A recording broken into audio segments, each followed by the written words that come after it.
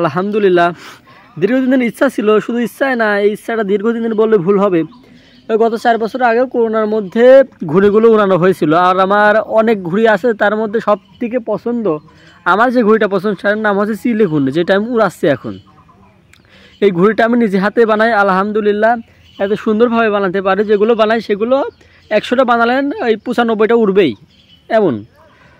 আমি নিজে হাতে বানাইছি, শুধু একবারে দিচ্ছি, একবারে উড়ে গেছে, শুধু বুকে 2টা গিরি দেওয়া লাগেছিল আর কি।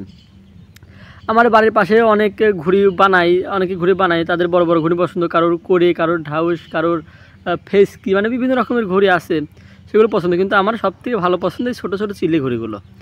এই ঘুড়িগুলো উড়ে আমি খুব মজা পাই, কোনো টান নাই, রিস্ক নাই, যেভাবে সেভাবে উড়া দিলেই উড়ে চলে যায়, হাতে ধরে উড়ানো যায়, এটাই সবথেকে বড় ব্যাপার।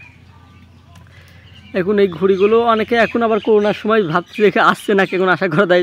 গতবের করোনায় তো সারা বাংলাদেশের মধ্যে আমাদের কুষ্টিয়াতে এত পরিমাণ ঘুড়ি উড়েছিল, এমনকি এক সময় কথাই উঠে আসলো যে কুষ্টিয়ার লোকের করোনা হয় না নাকি, তারা শুধু ঘুড়ি উড়া বেড়াচ্ছে, এমন একটা বিষয় হয়ে উঠেছিল। আবার করোনার সময় আসলো, সবাই কী মনে করবে কি না করবে তা জানি না, আমি ভাবে ঘুড়ি বানিয়ে উড়াচ্ছি।